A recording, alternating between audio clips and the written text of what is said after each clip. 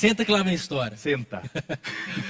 A nitazoxanida é um dos pontos nevrálgicos para o tratamento da Covid-19. Chegou até mesmo a ser colocada no rol de produtos controlados pela Anvisa, né? Tanto a obrigatoriedade, tendo a obrigatoriedade, claro, da retenção da receita médica nas farmácias. Mas ela já saiu desse rol, né? Tivemos outros medicamentos também. Temos algum resultado satisfatório que poderá levar a nitazoxanida a ser reposicionada para o tratamento da Covid-19? Pessoal, reposicionamento é o tal do uso off-label, né? É o reposicionamento que é a recondução daquele fármaco para um outro tipo de indicação que antes não havia. Estou certo? Certo, e eu vou enfatizar aqui, não confundir o off-label com off-science. Existe uma diferença absurda. Porque as pessoas estão achando chique agora, não, vamos usar captopril agora para tratar a parasitose. Não, não tem nenhum sentido inibir a ECA para atuar contra o parasita. E da mesma forma, nós precisamos elaborar possíveis hipóteses que justifiquem o papel de um determinado fármaco para atuar na inibição do crescimento viral. Eu não tenho aqui nenhuma torcida para dizer, olha, determinada substância não funciona, então agora o professor vai aparecer mais. Eu queria que tivesse mesmo, fato. Mas na condição de farmacêutico e de ser, hoje, uma autoridade para dizer, olha, diante de madrugadas que eu tenho virado para poder olhar novos papers, eu preciso conversar com a minha população, porque alguns não têm o acesso direto ao paper. Então, nós precisamos, como cientistas, poder dialogar com a sociedade e ser esse elo, ser essa ponte. Não podemos ter o farmacêutico apenas de um lado do mar e deixar agora o paciente lá na terra e ele achando como é que é o mar. Eu preciso apresentar para ele como é que é o mar.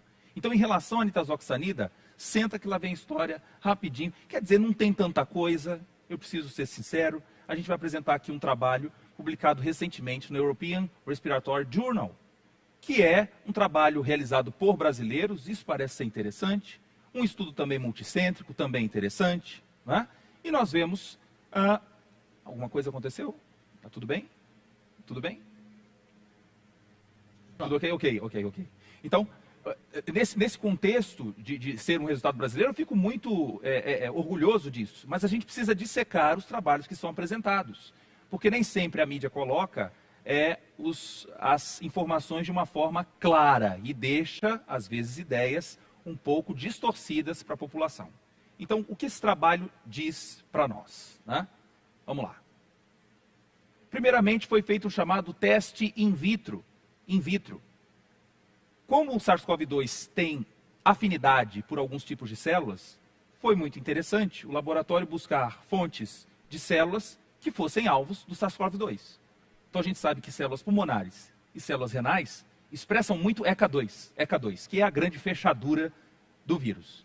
Então, nesse trabalho a gente vê, se você observar aí tanto nos gráficos DIE e GIH, que a presença de nitazoxanida ou do seu metabólito tizoxanida, é possível haver uma redução da replicação viral, né, numa intensidade que varia aí, às vezes, em alguns casos aqui, por dose, de 32 ou 10 micromolar. O fato de um dado in vitro demonstrar alguma resposta é condição para as pessoas saírem correndo nas farmácias? Não. E essa é uma das tragédias, é um exemplo de tragédia que aconteceu no ano passado. Você vê Ministério da Saúde envolvido, Conselho Federal de Farmácia envolvido, uma série de legislações para poder coibir o consumo de uma substância que não tinha ainda nenhuma evidência clínica para o seu consumo. Então a gente tem que agora gastar energia por conta da desinformação. Este dado precisava então ser conferido através de ensaios clínicos e que foi realizado então em pacientes. Neste mesmo trabalho, mostra inclusive aqui um cunho translacional saindo do ensaio in vitro e migrando agora para os ensaios in vivo. E qual é a resposta? O chamado desfecho primário. A pergunta que o corpo clínico, acompanhando esse teste, avaliou. Tem diferença em padrões como de tosse, como de febre, de fadiga? Se você observar a linha comigo, publicado no mesmo paper, não estou inventando a imagem não, é só você abrir lá e ver. Essas linhas pretas e vermelhas, o vermelho é placebo e o preto é nitazoxanida. Ao longo de 5 dias, se eu falar de forma separada, nitazoxanida reduz tosse? Reduz. Febre reduz? Também. Fadiga também? Mas a linha vermelha é a mesma coisa. Ou seja, se eu tomar o placebo ou tomar nitazoxanida, o padrão foi o mesmo. População, é por isso que a gente não pode fazer o estudo somente com um tipo de fármaco. Eu preciso comparar com um grupo que vai fazer uso de uma substância que eu não saiba o que é. Eu não posso ter lá no rótulo escrito placebo, ou então o médico fala assim, não, eu sei que esse aqui é placebo, pode tomar. Tem um detalhe importante, você farmacêutico sabe que todo paciente que toma nitazoxanida, ele começa a ter uma urina de cor diferente, Ismael, Leonardo, Isabela. Essa cor diferente é por conta do metabólito de isoxanida. A urina fica verde. Então isso foi mal explicado no paper. É claro que o paciente que faz uso de nitazoxanida, ao longo de alguns dias vai perceber, não, eu sei que o meu não é placebo. Né? Bom, mesmo assim, observando esse dado, a gente vai para as notícias do jornal. E as notícias dizem assim, porque a nitazoxanida reduz 55% a replicação viral. Ah, mas que sensacional. É muito bom, né? Mas quando a gente vai olhar os dados com cuidado, aqui eu estou mostrando para vocês o resultado de redução da carga viral comparando em porcentagem. Você pode fazer em casa esse cálculo. Pega ali, 4,13 e divide por 7,49, você tem o grupo placebo reduzindo a carga viral em 45%. Mas se eu pegar agora 3,63 e dividir por 7,06, eu tenho uma redução de 48,6%. Então, peraí. Se eu disser que a nitazoxanida reduz 55%, a conta já está errada, já começa aí. Mas eu não comparei com o placebo. E é isso, então, que me deixa triste de ver notícias como essa. Vermífugo reduz 55% da carga viral. Então, a senhora que está lá em casa, ela chega logo na farmácia e fala, não falei? Não faz aquele menino lá, ó. Naquele menino lá, o menino da saúde lá mostrou que funciona. Funciona nada. Agora, quem é o guardião? Quem é o guardião? Quem é a autoridade que vai dizer, minha querida, deixa eu te explicar aqui a história. É claro que eu não preciso contar inibição in vitro. Eu preciso saber ser a ponte com os nossos pacientes. Essa é a nossa função como profissional. E diante disso, só para terminar a história da nitazoxanida, que me deixa revoltado, né? Então, nenhum efeito adverso foi observado, sim, mas no placebo também não. E aí me mostram ainda num paper, meu Deus, isso não acontece nem num aluno meu de TCC. Como é que o indivíduo apresenta dados de citocina, de controle de pacientes placebo, indivíduo aqui tratado com dosagem TNF 0, intervalo de confiança 0,0, valor de P 0,179. Da onde, gente? O mínimo de ajustar até mesmo a dosagem para uma quantificação possível, transforma picograma lá em fentograma, se vira, mas isso não faz... Como que uma revista de alto fator impacto representa isso?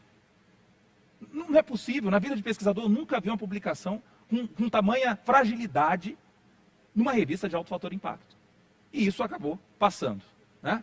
Bom, a gente vê alguns detalhes aqui do paper, eu trouxe de propósito aqui como o paper escreveu, dizendo, nós encontramos resolução dos sintomas que não diferem entre a nitazoxanida e o placebo. Por que a mídia não mostra isso? Por que a mídia também fala, a nitazoxanida não previne hospitalização e nenhuma mudança, nem de contagem de células sanguíneas, nem de proteína C reativa e nenhum biomarcador de bioinflamação? Temos mais dados, professor? Infelizmente, o que eu tenho a dizer para você? Não tenho mais nenhum dado sobre a nitazoxanida. Eu estou aguardando. Então, eu vou dizer igual o Pascal. Eu não tenho vergonha de mudar de ideia, porque não tenho vergonha de pensar. Mas se até agora, com um estudo multicêntrico, comparando ali com o seu grupo placebo, ainda que hajam falhas, daqui a gente pode partir para novos ensaios e querer trazer lucidez a essas observações. É ótimo, quem tomou está livre dos vermes. Está livre de enteróbios vermiculares. Daquela famosa coceira. Um comentário em cima de uma fala muito legal do Dr. Tiago, que foi a questão da evolução da carga viral. É muito importante a gente ter em mente que até o momento a gente não tem essa correlação da evolução da carga viral de um paciente com Covid e a evolução clínica. Então, um estudo mostrar que o medicamento reduz a carga viral de um paciente, facilita a negativação de PCR, isso não quer dizer que ele vá ter um benefício clínico para o paciente, que ele vai controlar sintomas da doença, porque a gente não tem essa correlação entre carga viral e evolução clínica.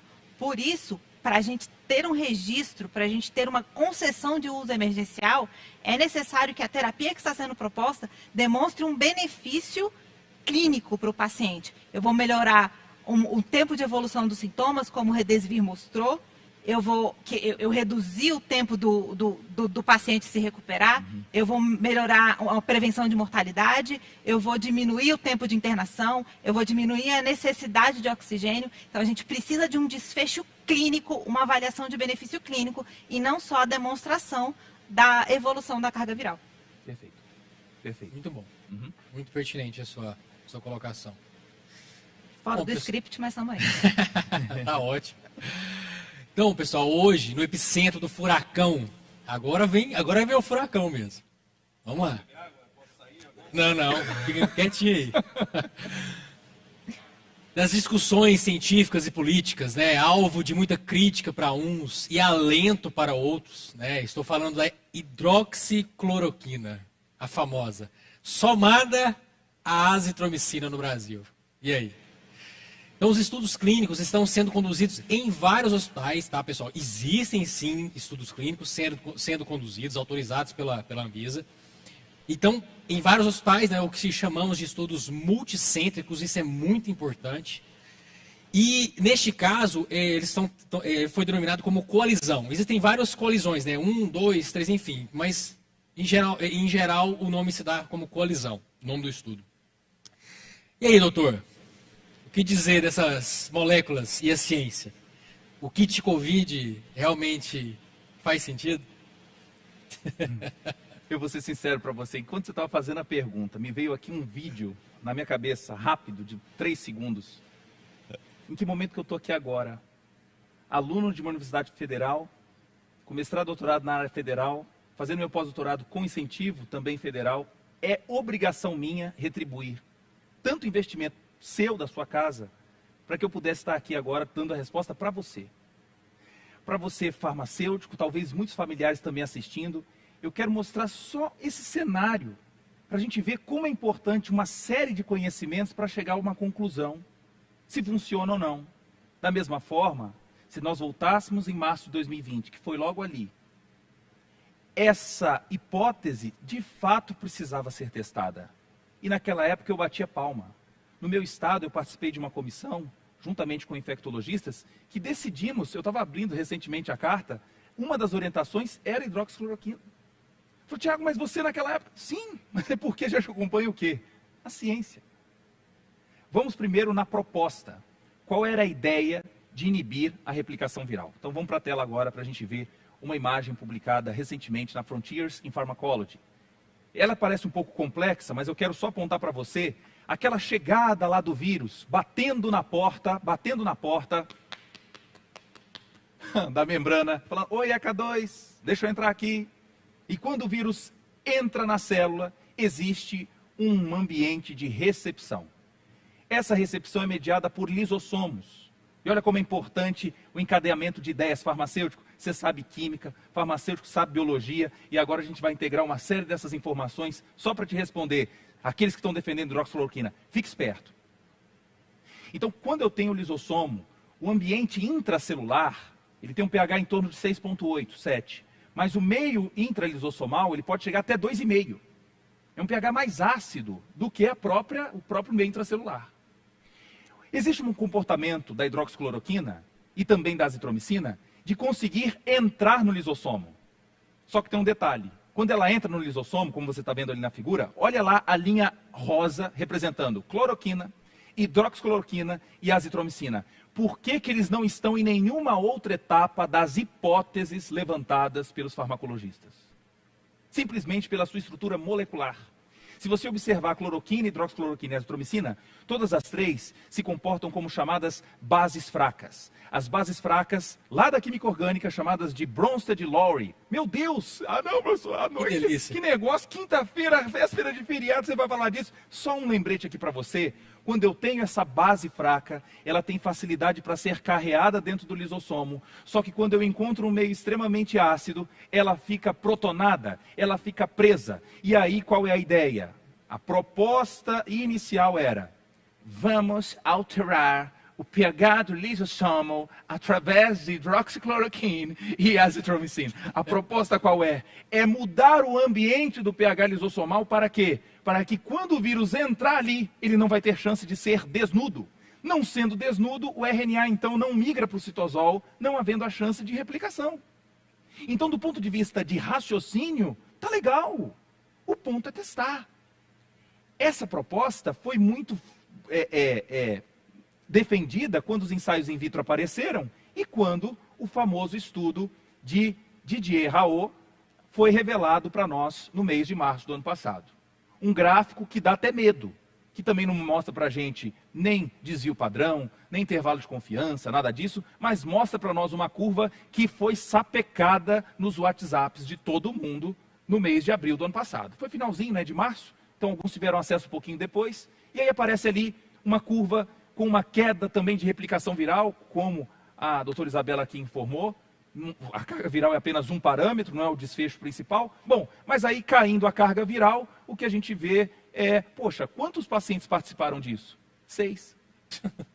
6 pacientes, cheio de critérios de exclusão, a ponto inclusive do próprio autor do paper, o famoso Didier Raoult, pergunta hoje se você tem algum amigo na França, como é que nós estamos em relação lá, se está tudo normal. Ou se existem os problemas de lockdown ao longo da Europa. Para de ficar culpando também, toda hora buscando aqui um culpado. Nós estamos num problema como se fosse uma grande enchente no Brasil. É uma grande enchente. Nós vamos ter que resolver isso. Não é procurar agora quem é que está atrás do balde. Porque eu agora, há pouco, entrei em contato com um amigo meu da Holanda e falou, olha, aqui é lockdown e depois das 5 horas, quem sair na rua é multado. Multado. Então, no mesmo cenário está acontecendo isso na França e a gente está vendo ali o maior defensor da cloroquina, médico francês, admite pela primeira vez que medicamento não reduz mortes. Isso é um demérito ao pesquisador? Não, ele tem que assumir, né, aquilo que ele observou e, na verdade, não se confirmou. Ao longo, então, de estudos publicados, pelo estudo Coalizão também, felizmente, por pesquisadores brasileiros, em fase avançada de pacientes hospitalizados, também viu-se que a hidroxicloroquina associada à azitromicina ou sozinha também não melhora desfecho algum.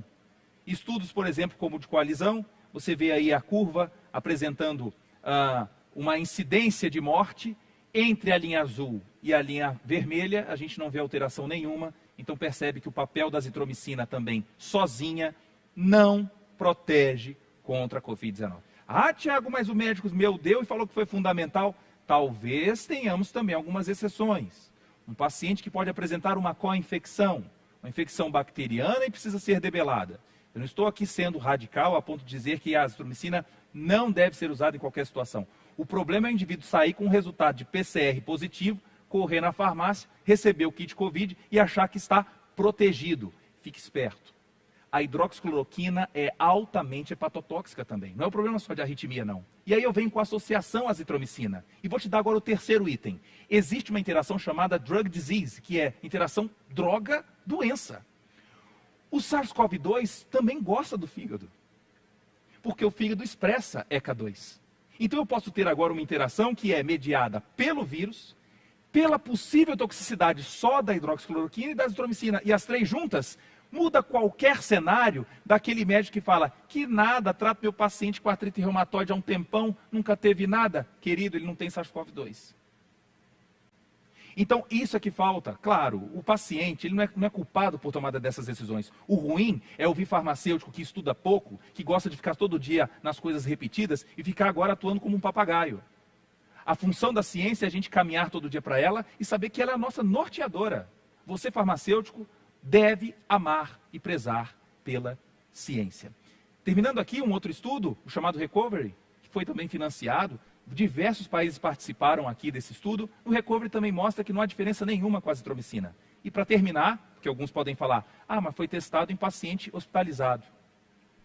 Mas se a gente pensar naqueles pacientes que ainda estão em casa e não se agravaram no quadro, tem trabalho também no Reino Unido mostrando que a azitromicina não melhora também desfecho clínico usada em tratamento precoce. Então, volta a pergunta. Cadê os dados publicados? Mas não é em Deep Science. Não é o pessoal que está lá no grupo do iceberg e não publica em lugar nenhum. O cara libera um pré-paper e não passa pelos critérios clássicos de uma aprovação. Gente, qual é a importância de publicar num paper? É porque ele vai ser analisado por juízes, por referis. As pessoas não conhecem umas às outras. Muitas vezes a gente recebe um paper, eu nem sei de onde é. Então a gente passa ali a usar critérios para falar, querido, explica isso aqui melhor. É como a Anvisa faz na hora da aprovação. Peraí, mas esse N está complicado, como é que você mostrou esse desvio padrão? Me mostra aqui. Se isso estiver claro, vai ser publicado. Agora, o que eles preferem? É publicar primeiro na mídia, é colocar num jornal que fica defendendo o lado A e o lado B, reverbera na população e a gente agora passa a ficar enxugando gelo. A Anvisa não está olhando para Deep Science. A Anvisa quer paper. A Anvisa quer desfechos. E, portanto, o que a gente faz aqui é aguardar esses dados que apareçam o mais rápido possível para nós.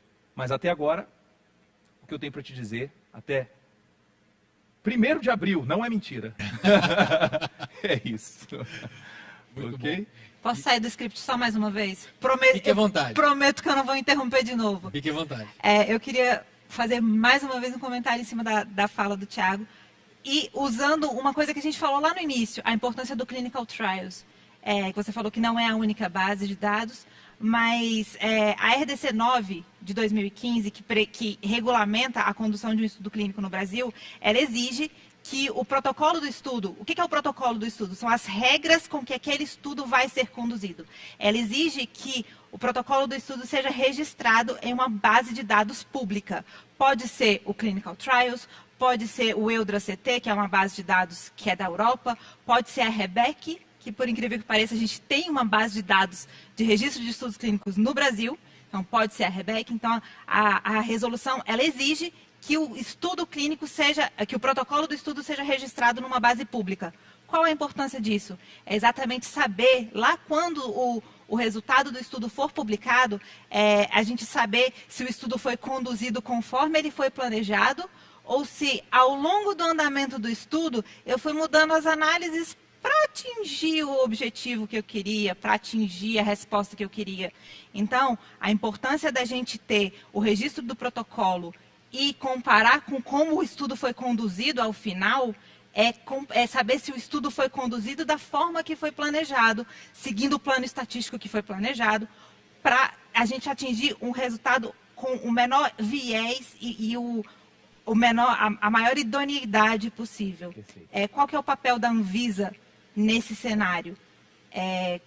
Avaliar se o protocolo do estudo é capaz de, se os desfechos propostos são capazes de avaliar o objetivo primário do estudo.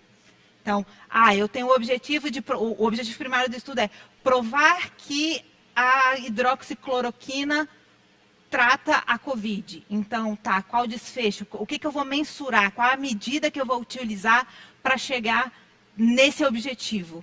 Então, a Anvisa faz esse papel de falar assim, esse desfecho que você escolheu tá ok, consegue responder a sua pergunta, não, esse desfecho não tá bom, vamos mudar o desfecho. A Anvisa, ela não se baseia apenas em papers, como o Dr. Thiago falou.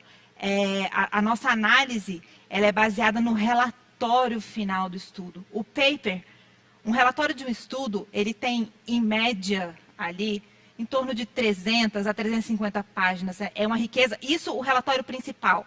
Fora os adendos, os dados brutos que a gente fala. Fora a riqueza de dados que é gerada no estudo clínico é gigantesca. E aí o relatório final, que condensa as informações principais, tem em torno de 250 a 300 páginas. Um paper tem, na melhor das revistas, o maior artigo que você vai pegar vai ter, sei lá, 5, 6, 10 páginas. Você não vai conseguir um paper maior do que isso. Claro. Você consegue condensar 300 páginas de informação num paper. Por isso a necessidade do relatório do estudo, para a gente saber a riqueza de detalhes e ter a idoneidade da informação e saber todo o histórico de como aquela informação chegou. Então, é lógico da importância da publicação do estudo, porque é um estudo revisado por pares, para saber se ele foi conduzido da forma que foi planejado, mas a nossa análise, ela é baseada nos dados grandes, Ok, mas só curiosidade. nos detalhes. Você tem algum registro de um fármaco que foi aprovado sem a publicação do paper e somente com os dados robustos alinhados? Temos sim. Interessante. A publicação ela é de fato interessante, mas a exigência da publicação de um resultado num paper, a decisão da Anvisa não depende da publicação daquele resultado no paper. Agrega, lógico. Traz, digamos, idoneidade, traz credibilidade para aquele dado, mas a decisão da Anvisa realmente é baseada no relatório final do estudo, no relatório completo daquele estudo. Perfeito. E até aproveitando para trazer mais para a parte prática, doutor Leonardo, a gente conversou até mais cedo antes da live, né? Que realmente, assim, a prescrição de hidroxicloroquina e azitromicina dentro dos hospitais, ela ocorreu. Aliás, ocorre até hoje, mas ela ocorreu, né? E você teve experiência com isso e teve contato com isso. Como é que foi isso? Até porque existia um protocolo, né? Eu não sei se está ativo mais, esse tal desse protocolo, enfim. Como é que foi essa experiência, assim? O que se passou dentro do ambiente hospitalar no início, quando realmente se visualizou um possível tratamento com essas substâncias? Voltando então em março do ano passado, quando surgiu o assunto de coronavírus e como a gente iria lidar com esse processo totalmente novo e que nós, farmacêuticos e demais equipe multidisciplinar, estávamos totalmente desalinhados, com isso, os protocolos que foram surgindo foram implementados sim na prática. Então, diante disso, dentro do ambiente hospitalar, protocolos com hidroxicloroquina, com corticoterapia e demais processos que envolviam esses estudos que a gente não sabia o que culminaria na saúde do paciente, a gente decidiu, então, junto com a equipe médica, colocar em discussão. E com isso a gente implementou os nossos pacientes, a gente deu o uso de hidroxicloroquina, a gente fez com azitromicina, com todo esse tratamento que era o tratamento publicado na época de segmento aos pacientes.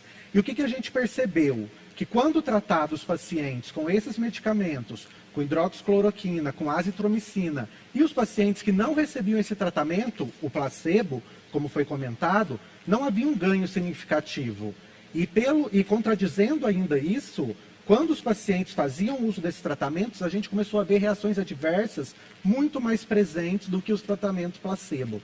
Então você não tinha um ganho positivo, você não tinha uma melhora da qualidade de vida e ainda você tinha em contrapartida um efeito colateral, ou um prolongamento do intervalo QT, ou até que seja a parte de função hepática, função renal. Então isso nos traz para uma realidade que, se não tem um ganho tão marcante na parte biológica e parte funcional, e além disso a gente tem um efeito colateral muito superestimado e expresso de uma maneira muito, muito presente nos pacientes, a gente achou que não justificava mais o uso. Então, quando a gente percebe isso, a gente deixa isso de lado e não faz mais esse tratamento precoce com os nossos pacientes. Evidência, né? Qual é o tempo de meia-vida da hidroxicloroquina? São 21 dias. Sim. Então, se alguém fala assim, suspende pelo amor de Deus, não quer dizer que ela vai embora. Meia vida. Então, para chegar à metade, são 21 dias. A azitromicina tem meia-vida de 70 horas, 72. Então, o washout dessas drogas também é extremamente lento. Então, não quer dizer que uma retirada rápida eu vou ter a minha resolução ali feita. Então, tem que ser lembrado. Muito bom. Você viu na fala do doutor a análise da relação risco-benefício. Risco-benefício. Perfeito. E evidência, né? Evidência. Aí a vida real fazendo a avaliação de risco-benefício que a gente faz lá no papel, lá na Anvisa. Que aula. Thiago, Isabela, doutora Isabela, doutor Leonardo, enfim.